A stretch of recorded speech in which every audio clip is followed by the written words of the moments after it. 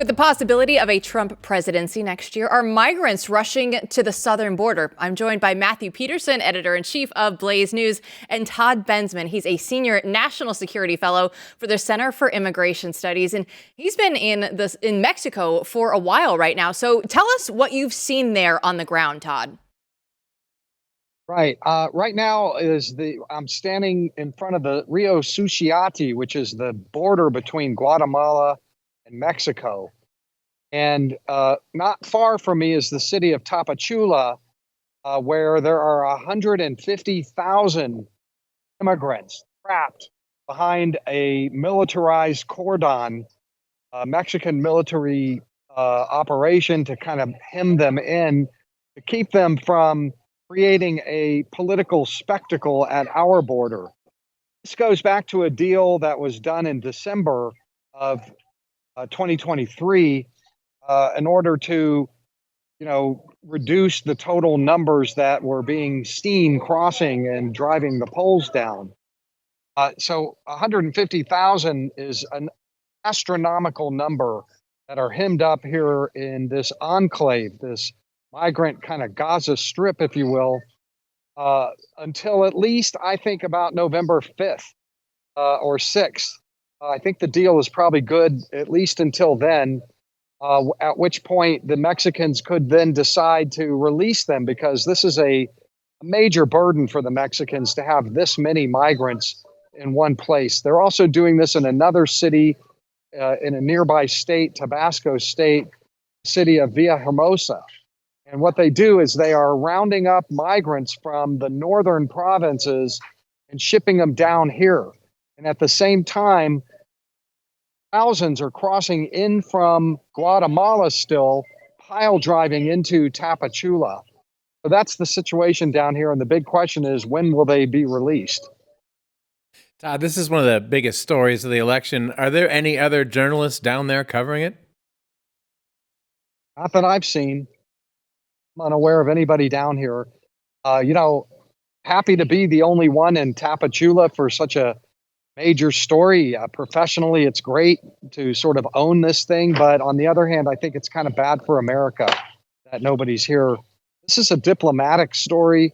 It's a political campaign story.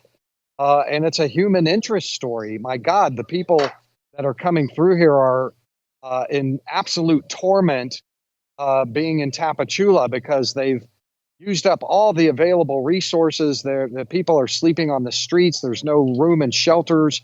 There's no room in the hotels. And they just keep pile driving in because they fear that Donald Trump is going to win.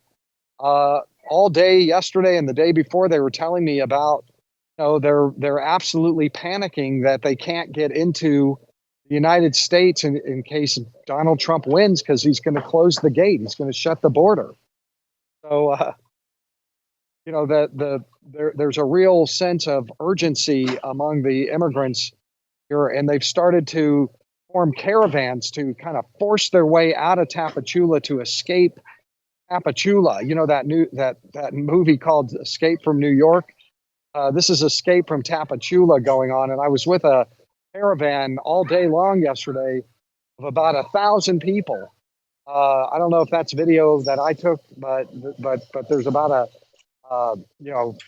another 1,000 or 2,000 forming up right now in downtown Tapachula to get ready to push on to another city down here, providing that the Mexican military will let them pass. And I don't think right now they're letting them pass, not until the 5th, at least. Yeah, Todd, it is video from your X account. You've had so many videos and images. Everybody needs to go follow you there. But one of the questions that I have, you're talking with the immigrants that are down there. Where are they coming from? When they do get there, are they the usual suspects of Central America, or are these people from all over the world trying to get into this caravan?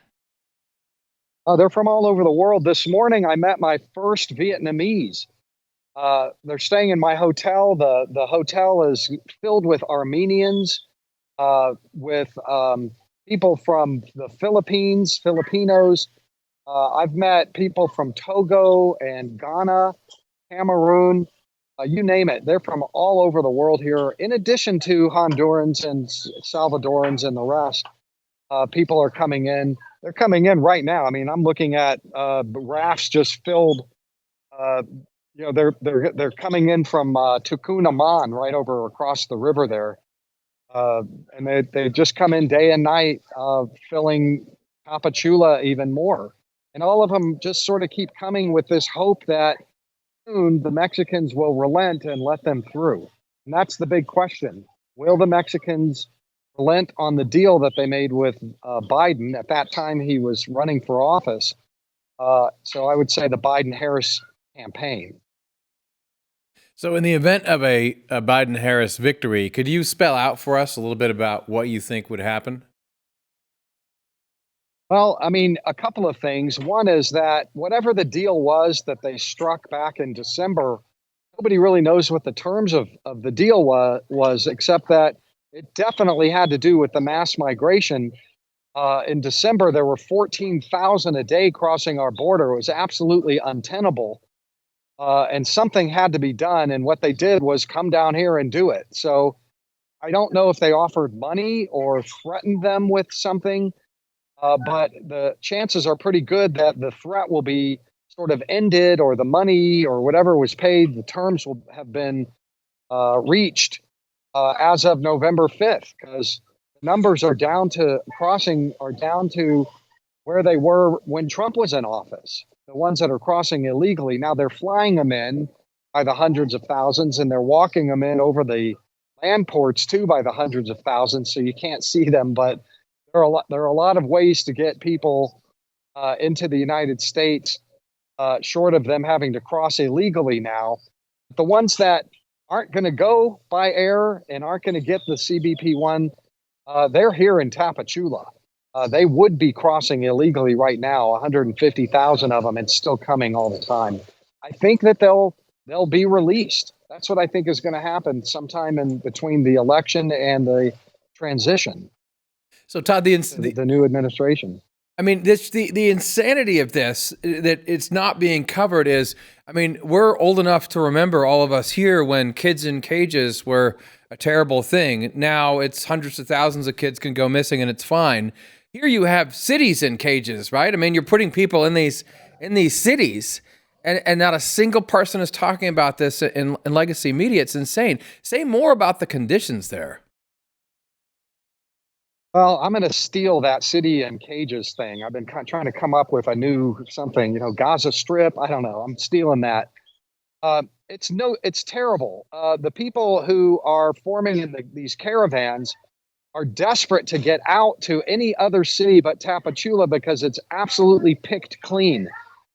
If you come here with, a certain budget from your home country, and you find that you're stuck here trying to get some visa that never shows up, pretty soon you're out of money, and you're kind of like on your own to try to feed yourself and your wife and kids, or whoever is with you.